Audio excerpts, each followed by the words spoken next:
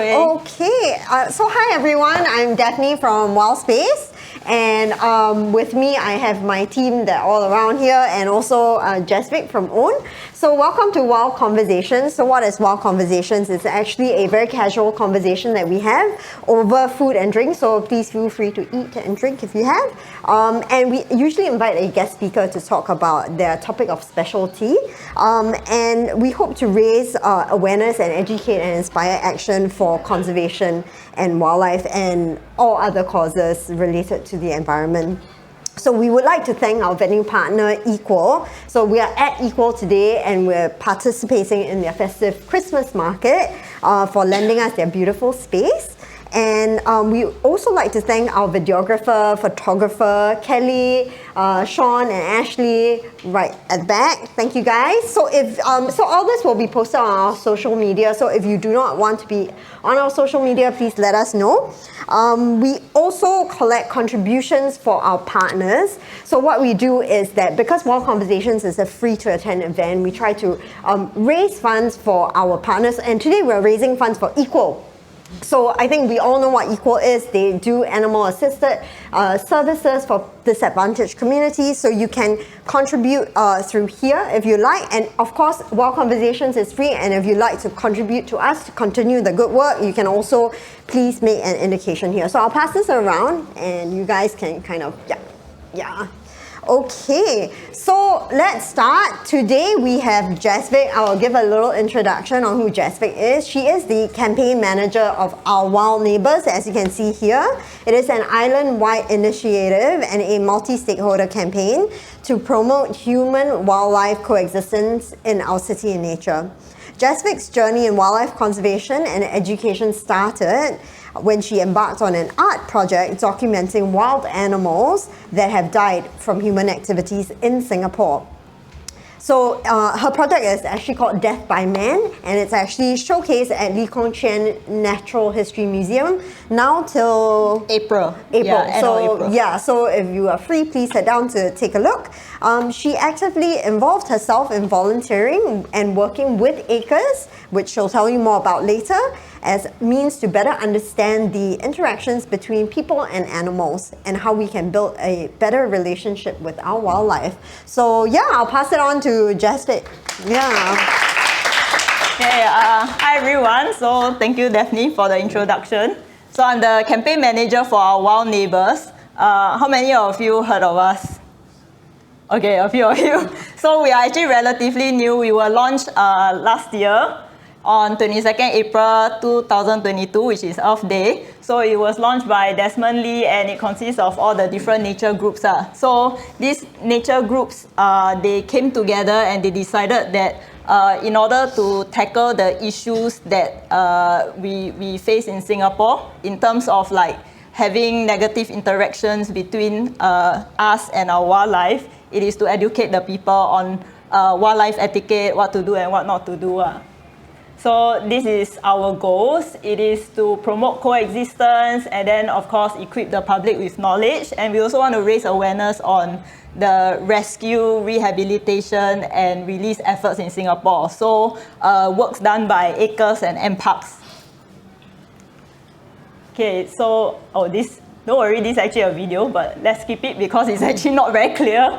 So this one is actually taken from Google Earth. So what I want to show is that why this is so important is because over time, because of urbanization, all the different, not sure if you can even see, 1984, you can see like Singapore looks like that, where there's still a lot of green patches around.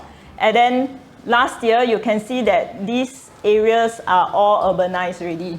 So you can tell that because of our urbanization, our spaces are more, we have more encounters with our wildlife right now because our spaces are starting to overlap. So it's very important to learn how to coexist with our wild neighbors. So I'm going to run through the 10 species that are in our campaign. So these 10 species are frequently encountered in Singapore.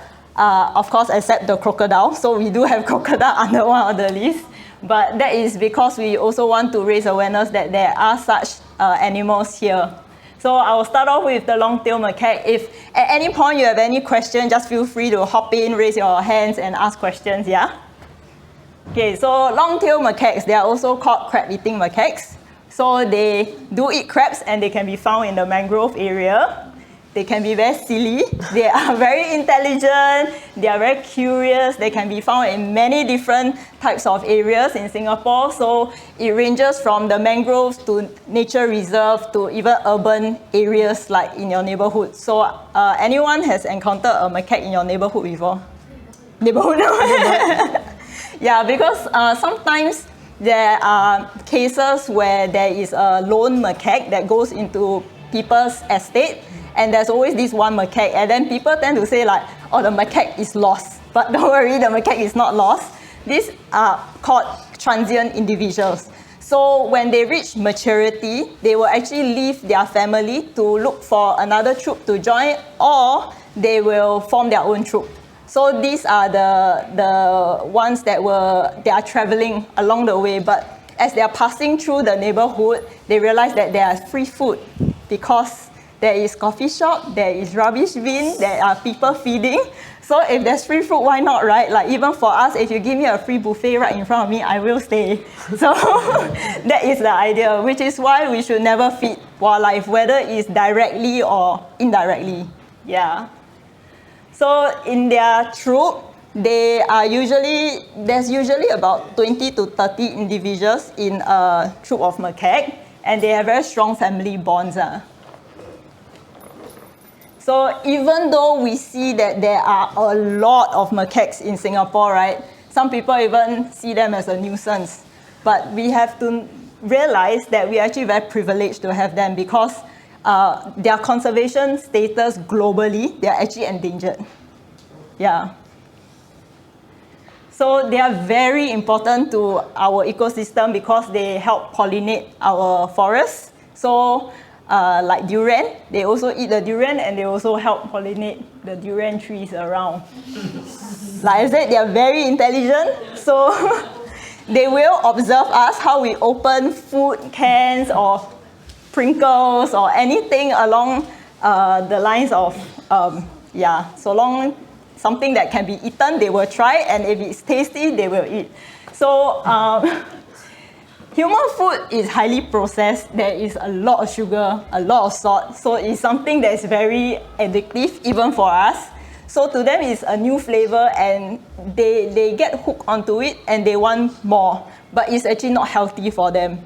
So even though some of us think that, are you so cute, or they are hungry, but actually it's very bad for their digestive system. So we are doing more harm than good if we are feeding them. So if we don't take care of our waste, we leave our trash out, especially like food packets like that, that is where the monkeys will come because they are also opportunists. Any opportunity there is, they will take it. So to prevent this from happening, we will need to put bungee cords on the bins. So this is a video. Oh. Oops. I think you need to find the right button to find press. the cursor. Oh, okay. Yeah. The cursor, correct? Yeah, it's playing. Yeah. So you can see that the macaque is trying very hard to pry open the rubbish bin, but just a simple bungee cord is preventing it from opening the bin.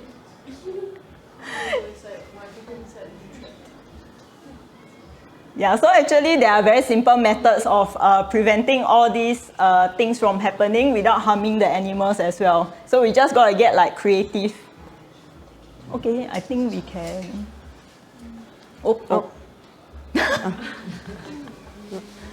Right? Yeah, okay, so exclusion measures.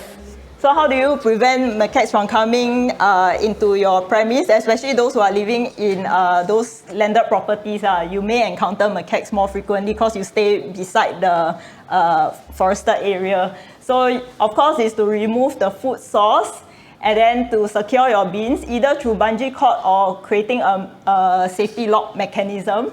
And then you also use curtains or blinds, like you can see over here. Oh, where's my... Okay, it's not working. You can see over here, this macaque is just sitting by the window's edge, but there's a blind. So macaques are like us. We are visual creatures. We see food, we want food. But if we don't see food, to us it doesn't exist. So same thing, just use the blind, very simple. Window grills, of course, and also to store food in opaque containers and cabinets. Yep. So, do you all know why this is, why there's an X here? Disturbing the monkey. Yeah. Sorry, it's a very small monkey. Yeah, correct. So when this happens, actually if you do have a pet dog, you have to put your dog on a very taut leash so that your dog don't get excited and run towards the macaque. So what you do is that you stand in between the macaque and your dog.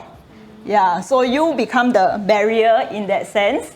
So why is this important? Is because dogs can get excited. They don't know. They just, like us, when we see something, a cool animal, we're like, oh my God, cool animal, yeah. So same thing, dogs sometimes react that way. So we need to prevent that from happening. And then for the wild animal, they may not understand why the dog is reacting that way. So they may take it as the dog is attacking. So it becomes negative interaction. So we should always prevent that from happening lah. So yeah, I pass you one, yeah. Yeah, well done. Yeah. Good job. Okay, so what you should do if you see or if you encounter a macaque, so of course, for anyone who carry backpack, right? Like if you go nature reserve, anyone stay at Bukit Timah area? Yeah, so Bukit Timah area, very well known for a lot of macaques at that area. People either go for the nature reserve or they come back from Beauty World with all their supermarket groceries, right? But the macaques have already been conditioned to see these grocery bags as food source. So when you take out your grocery bag, it's immediately food and they will come for it. So if you have any groceries, put it in your bag. If you're carrying a backpack, put in front of you. If you're carrying a tote bag, also swing it in front of you. Then of course is to walk confidently. So you don't show that.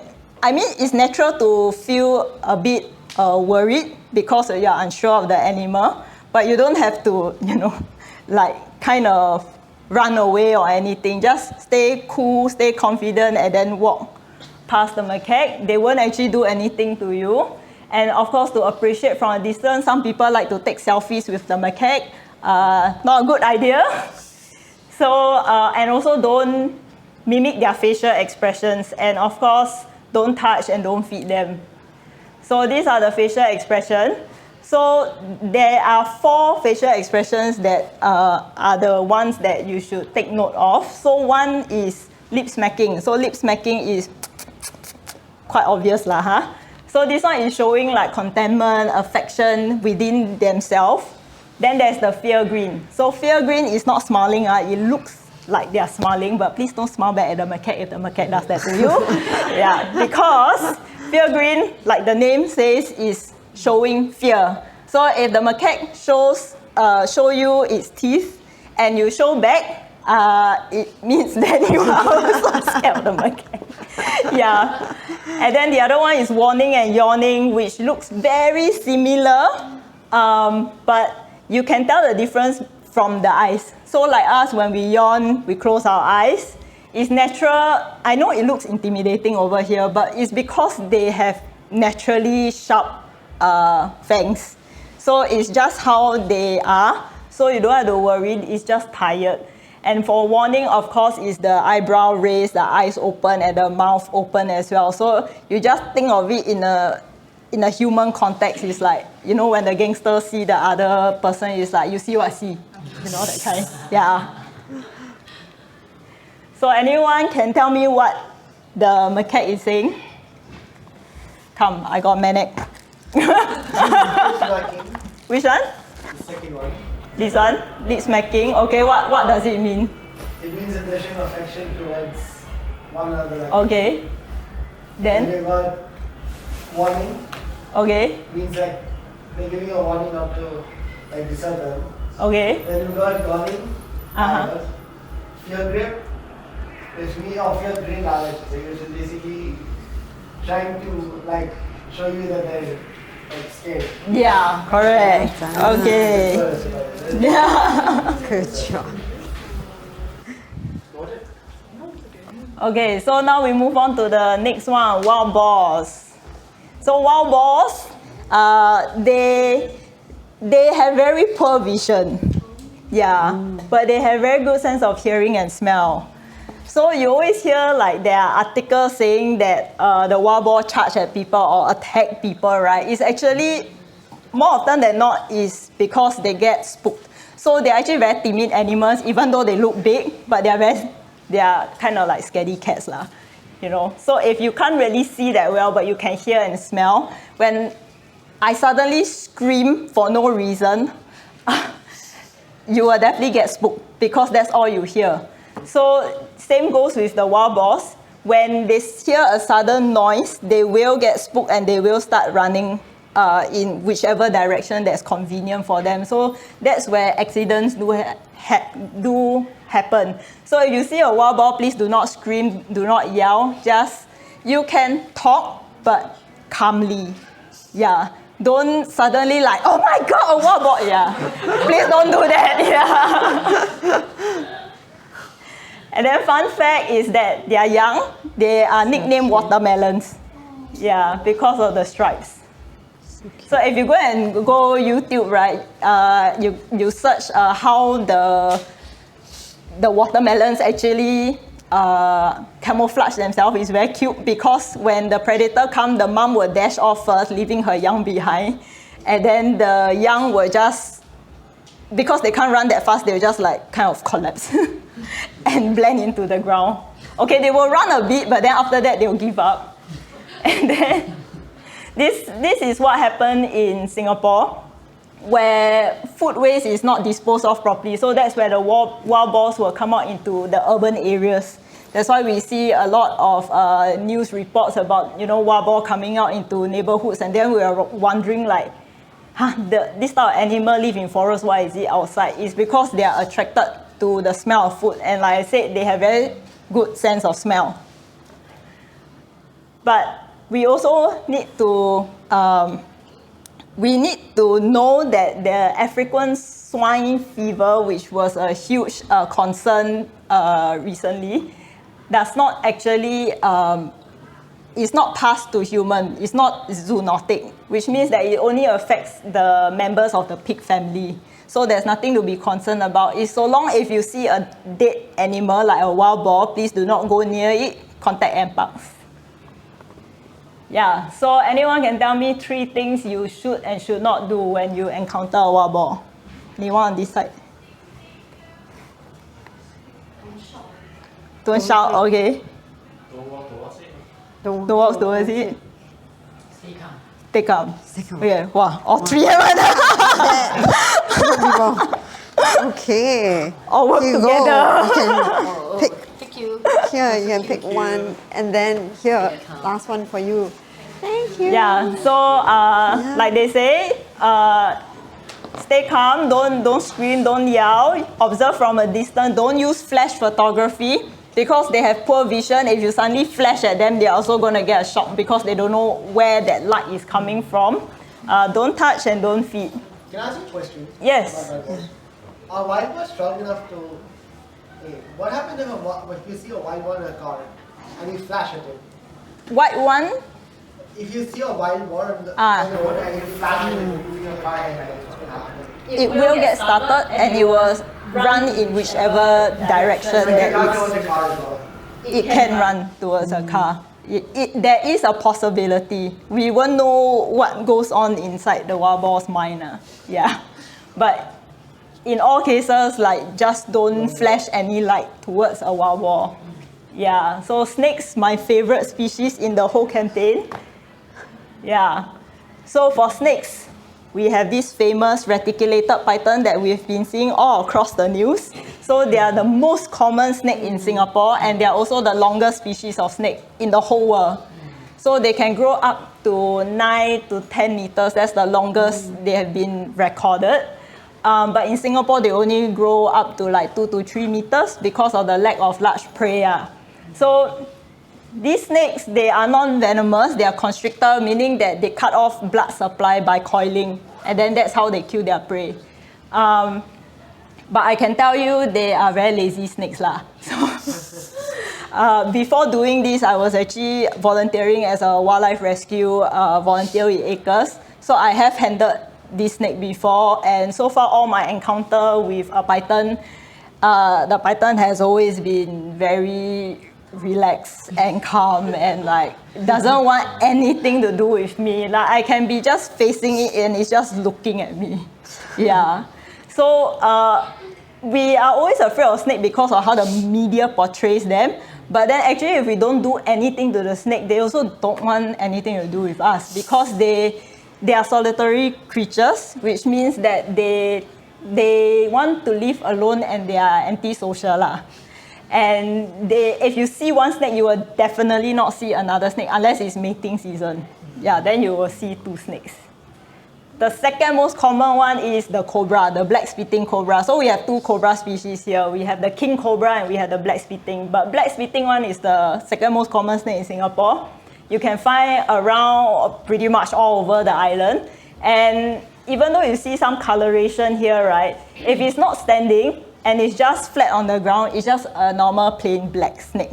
Yeah, totally no color. So the media always shows that they are standing upright, the hood open, like, oh, very scary, right? But actually, the cobra only do this as a defense. So when a threat comes, and because the cobra, I mean, any snake don't have hands and legs or anything, right? So the only thing they can do is either the venom, the bite, or, in nature, they always come up with very creative ways to make themselves look bigger or more threatening than they are. So for cobra, they will actually stand and open the hood. That's the first warning sign to say you back away because if you come any closer, I will defend myself.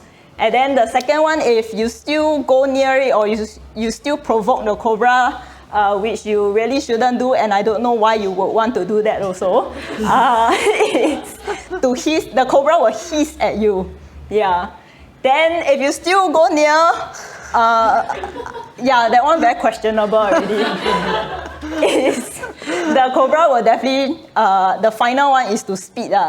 But the spitting, right, is the last resort. It has to be a very calculative move because for a cobra to even use its venom, it will actually take time for the venom to regenerate again. And snakes have venom is to kill their prey.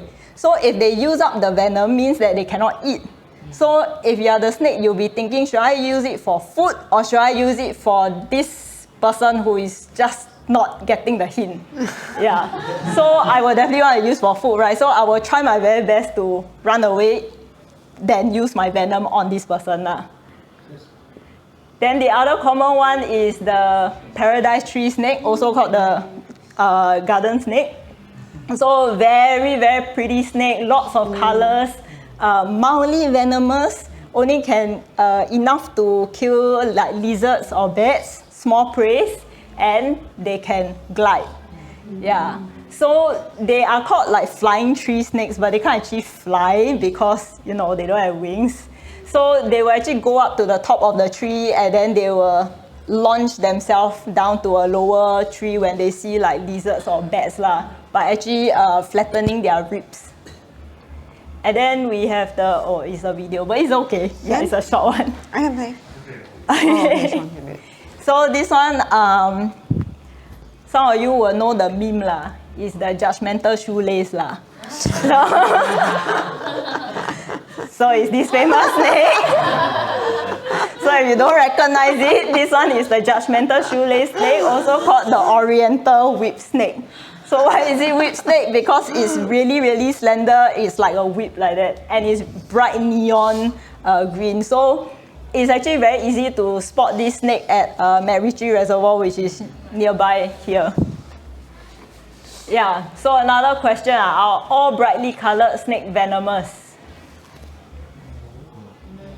No. Okay, correct. Who? I don't know. I heard no from both of you. Yeah. Okay, all right. Thank you. Not bad. Yeah. Collecting stickers. So you see, like, they are, okay, you may think like, oh, okay, this one like normal brown color snake, obviously not venomous. But then there's also this one that is also non-venomous, but it's very bright. And then there's the gold ring cat snake, which is mildly. This one also mildly. But then the two cobras, which are all plain color, they are highly venomous.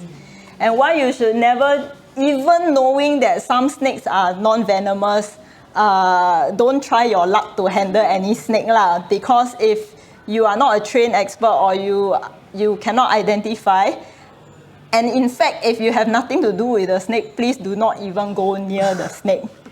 So, for like these two snakes, they look similar, but one is non-venomous and one is highly venomous.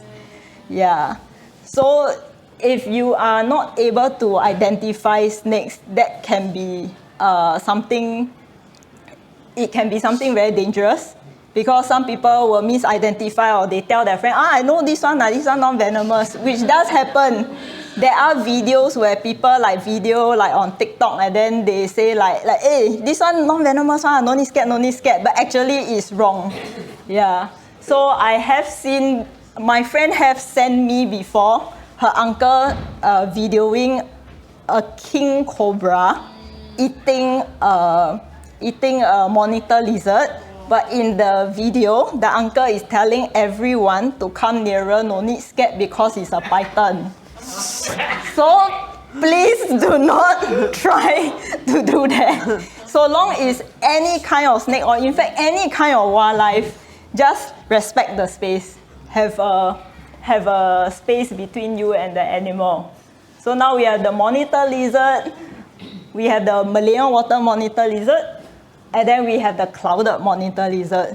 So monitor lizards are very important for our ecosystem because they eat on all the dead carcasses. So they are like the cleaners of our nature spaces. And this is the kind of thing I wish I can do after lunch every day. So they can climb trees, they can swim, they have very powerful tails. And sometimes you will see them hugging. But they are not showing affection. These are actually two males. They are wrestling for territory. So this is a video, yeah. So you can see these two males doing a tango with each other. Yeah.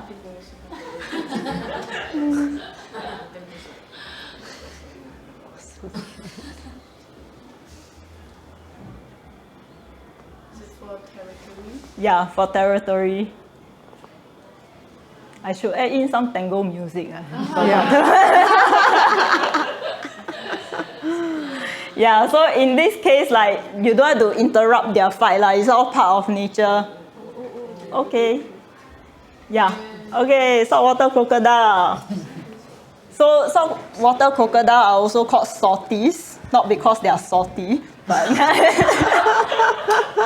yeah, they in fact, even though they are called saltwater crocodile, they tend to occur more frequently in freshwater environment. Yeah, and you can find them in Sungai Buloh wetland reserve. So down here you can see one that's trying to eat the horseshoe crab. So in the mudlands area, you can see saltwater crocodile. They can grow, if I'm not wrong, up to 6 meters around there. Yeah.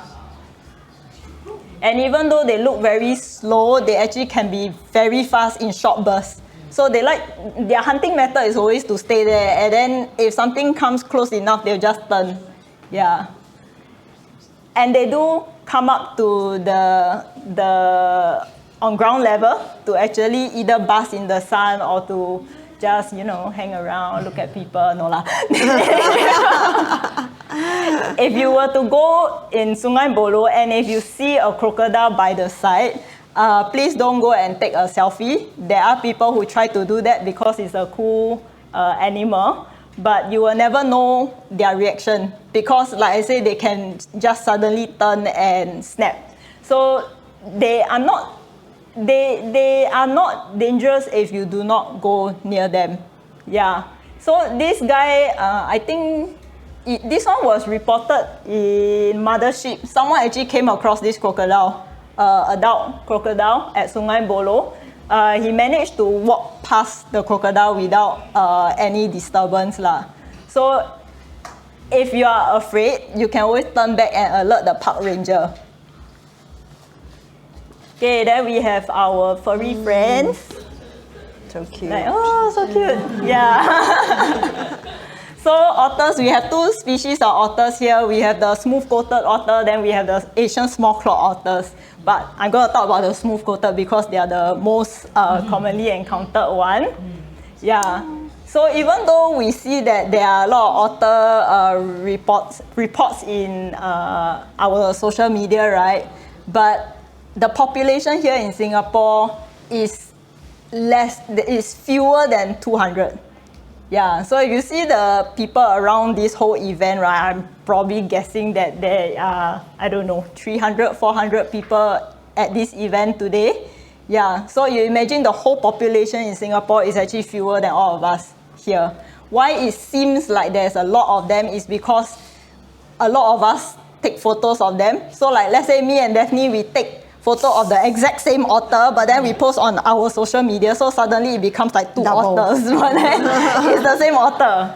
Yeah.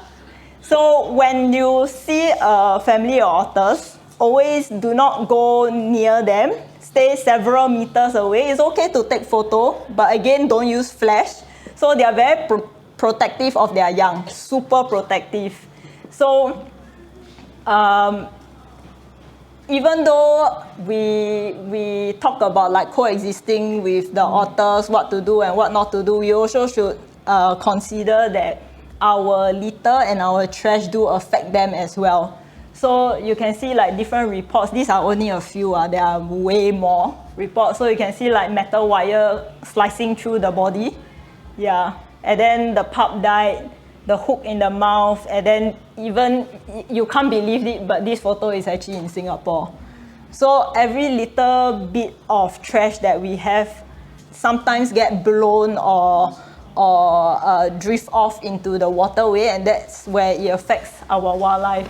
So we should also be mindful of our trash. So like I say, they may seem a lot, but then conservation status-wise globally, they are actually listed as vulnerable, which is just one tier down from endangered.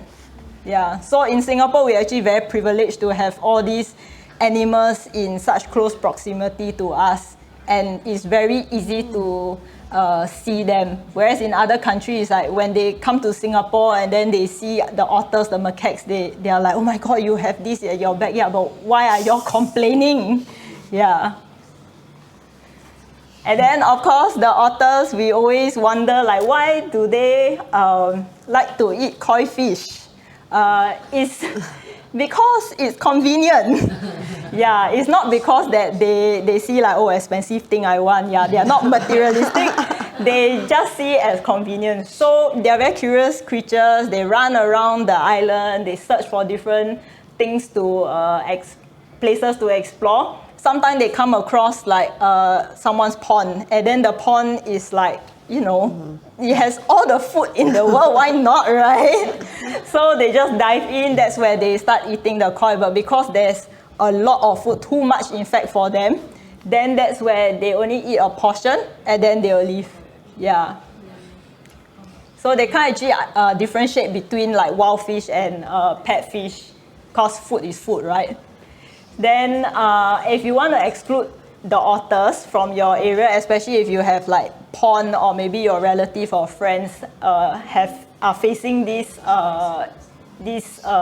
issue, you can suggest like slippery barrier or using material so that they can't actually like climb. Oh, but they can jump. So make sure it's high enough. Even if you put like that, then they jump over. Yeah. Then for your gates, you can actually cover up the gates below because they sometimes do go from underneath. This one is the least favorite way of dealing with it, but it is effective, which is to use netted barrier over the ponds lah. Then there is actually an exclusion project that was done last year by the Otter Working Group, which consists of acres and parks and other researchers as well. So they went around Seletar Hills to actually implement all those measures, and it was successful. So you can read about that on our blog. If you go onto our website, there is an article on it. So another question is 3 things you should and should not do when you encounter a family of otters. Don't use flash, okay. If you realize like a lot of things are repeated, so what was I saying? Don't use flash. Don't use flash, don't need to remember. Some more. Don't come too close. Don't come, okay. Don't come too yeah. Put, correct. Okay, Yeah. put a barrier around your pond, all right? That one is more There of you like go, you get exclusion. 2. Yeah. There you go. So same like the macaque also, make sure your dog is on a taut leash, because you know when dogs see another animal that kind of looks like them or looks like a cat, they get excited as well, especially otters, they tend to run a lot. Appreciate them from afar, don't use flash, don't touch, and don't feed. So now bats. We have 2 types of bats. We have the fruit bats and then we have the insect bats. So like the name suggests, that's what they eat lah. So fruit bats are the very cute looking one, look like puppy. You see on YouTube, always eat the grape, nom nom nom, yeah, that one. And then we have the insect bats, which is the one with very, very small eyes. They are super small. And they are very good at keeping our neighborhood clear of mosquitoes. Yeah. Then we don't have vampire bats, but we do have false vampire bats. And that's really the name. I'm not saying like, that's really the name of the bat. It's called false vampire bat. Yeah, so they are also part of the insect bat family. Yeah. So if you are worried that these bats actually carry any form of disease, NParks have been doing like a survey for years already, and there's no zoonotic diseases found in Singapore, so there's nothing to worry about it. So if you encounter a bat that is either grounded or it flew into your house, right, this is what you can do. For grounded bats, always call acres or NParks, which I'll give the numbers later, for assistance. Don't try to handle the bat yourself because you may get bitten lah. Then if it flies into your house, always off the ceiling fan, off the lights and open the windows. So why off the lights? Is because bats are nocturnal animals. If you on the light, the bat is blind. So for us, we need the light to see, right? But then you have to think of it in reverse. So a lot of times people open the window, they off the fan, but they leave the lights on, then they just stare at the bat. But it's not going to work. So if you off the light, that will actually help. Then we have the common palm civet. If you don't know what a common palm civet is actually the animal that produces kopi luwak. So kopi luwak is actually unethical because they have to only eat coffee bean for their entire life in order to make the coffee. So let's say if you go to Bali and then your tour guide say, I want to bring you to a kopi luwak farm, you can always just say, I want to see something else lah. Then you can always spend your time more meaningfully elsewhere rather than supporting kopi luwak.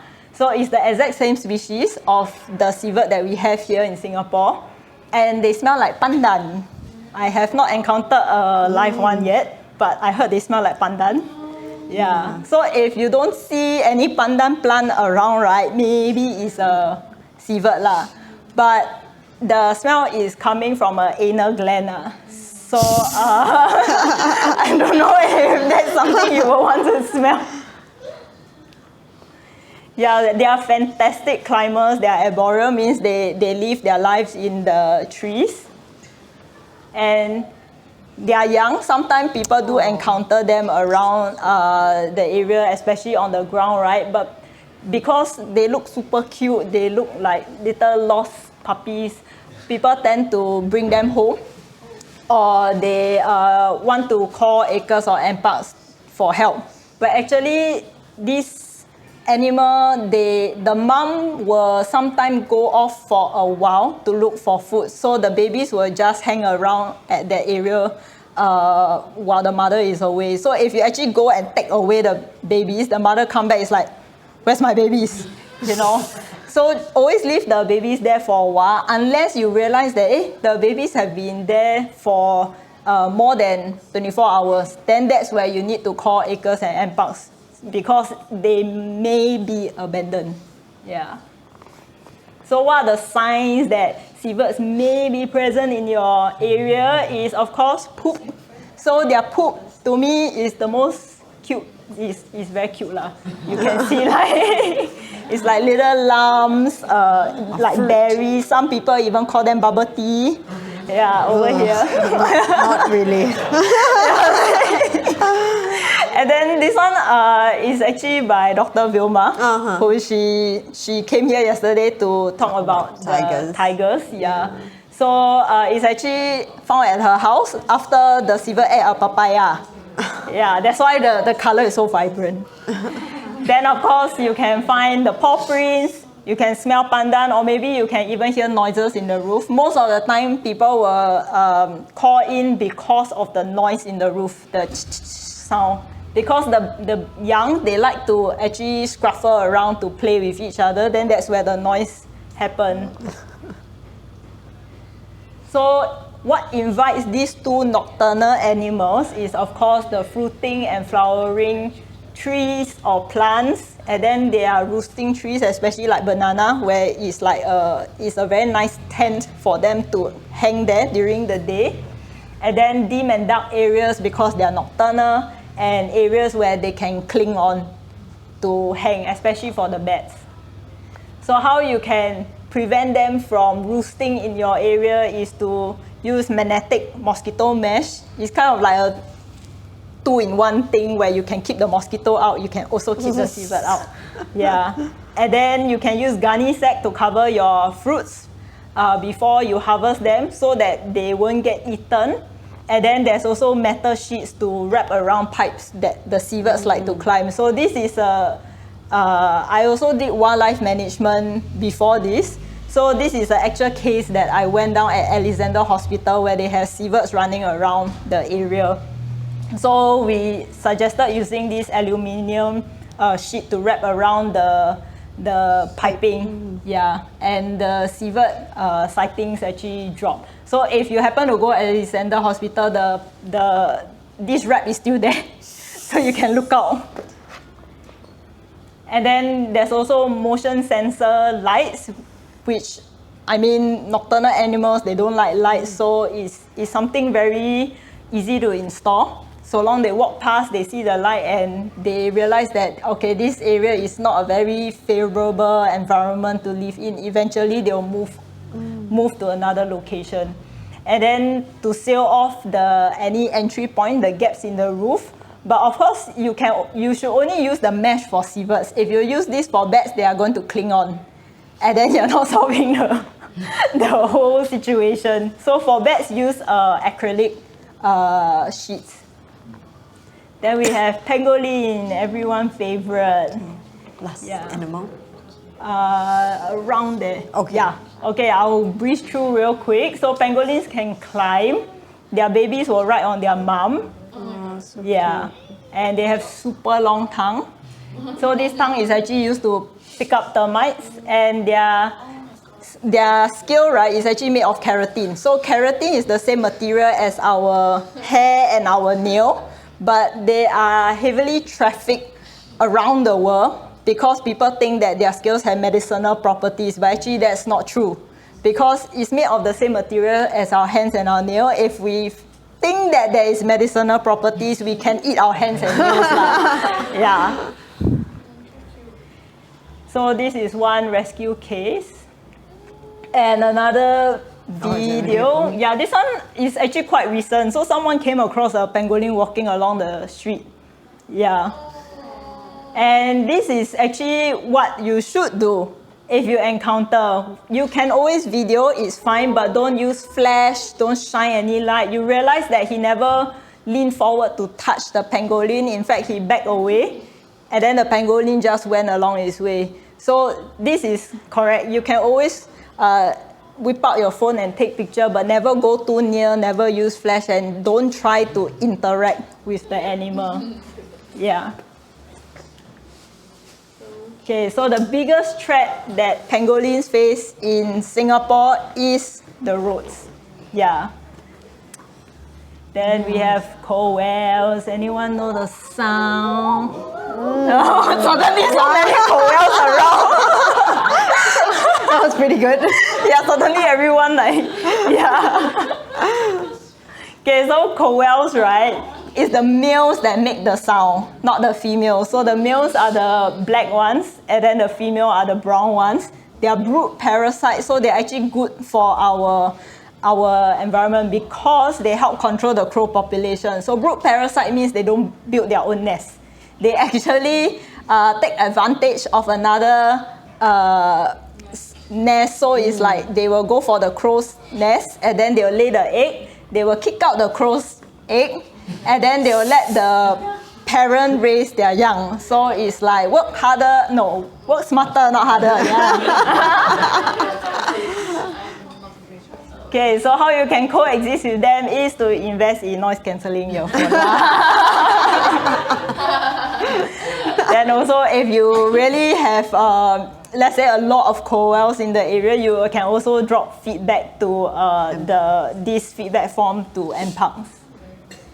Yeah, so to call, not to call, very quickly. If you see the macaque at the bus stop or if it's touching you, whether should you call or not to call? Not call. No. Not call. Okay, yeah. Touching you. This is actually my colleague. Yeah, he's my colleague. So you don't need to call because they are just exploring the area. The macaque is actually not doing anything to her. The macaque is just curious. So the macaque actually just came up to her to kind of pet her, like how we pet a dog. The macaque in that area was conditioned to see people as a food source. So people have been feeding the macaques in that area, which is why the macaque came up to her to actually kind of pet her, but it didn't work lah. So too bad. For a chick on the ground? Call? Yeah. Reunite first, right? Huh? Reunite first. Right first? Reunion first, right? Reunion. Okay, so correct is to call. This is because acres or NParks can come down and they can help reunite the chick to the parent. Yeah, it's not good for us to bring home the chick even though we feel that we can care for the chick. It's because first we cannot identify the bird. Anyone know what bird this is? No, right? Okay, so you should not bring back because you don't know the bird. This is actually a minor lah. So the rescue officers, they will know best on the species and how to care for the young. And then when the young is strong enough, they can actually bring back to the same location and reunite. This one, the monitor lizard with a snake in the mouth. No. Okay, correct. Don't call. This is part of nature, is hunting. So whether win or lose, this is just part of how the natural world works. Then this one, under a tree, in your house. Yes. Call. No need. Okay, yeah, no need to call actually. Yeah, let it exist because they're just chilling there, you know, they're not doing anything. And in fact, if you have the bats at your garden, it means that your garden has super sweet fruits, you know, you should feel proud of it. Yeah. Then we have 2 wolf snakes on a glue trap. Call, yes. This one very obvious, it's definitely to call. So glue traps are a huge problem because people tend to use them because it's like a cheap way of catching like the lizards, the cockroach, right? But because the lizards and the cockroach are the prey, so that's where the predator comes. So when the predator comes, that's where they get caught. So, and glue trap means that they do have a very slow death because they starve to death or sometimes they even suffocate to death because they struggle and the glue gets onto their face. Call or WhatsApp? Sorry? Call or WhatsApp? Both.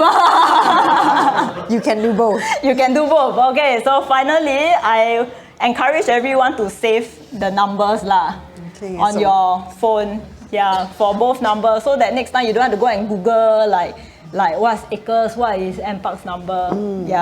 Everyone safe ready? Yeah. Huh? Is there a difference between those two, like what kind of situation we should put acres, what kind of situation? Not really. So acres is actually a charity organization lah. So for acres number, you realize it's a handphone, right? So you can actually send photos of the animal or the situation, and they can access it through their phone and advise you. Whereas, of course, NParks is just a number lah. Yeah, but both they do rescue animals. Yeah, and they can give advice. So everyone safe ready, right? Now tell me. Straight away take out the phone. I got manic. Okay. I got car decal. Acres is 5783 7782. That's Abu NParks. 1800476160. Wow. Fantastic. Thank you. Well done. Yeah, okay. So the rest of you safe ready, Later I ask you again. Yeah, so how you can support us is to spread the message of coexistence. You can also volunteer with us. You can donate items for a roadshow. The wish list is on our Instagram. You can contribute wildlife photos also. Like all the photos you see are all contributions. And then you can use our hashtag, Our Wild Neighbours.sg. And if you have contact for any venues for us to maximize our outreach, also please do share, because we do go out for roadshows. Yeah, so that's our Instagram and that's our website. Oh, thank you, everyone. Yeah, so thank you so much, Jasvic, for sharing that super entertaining talk, and I'm sure everyone learned quite a bit about the native wildlife that we have in Singapore. And if you need more information, you can always speak to Jasvic after this.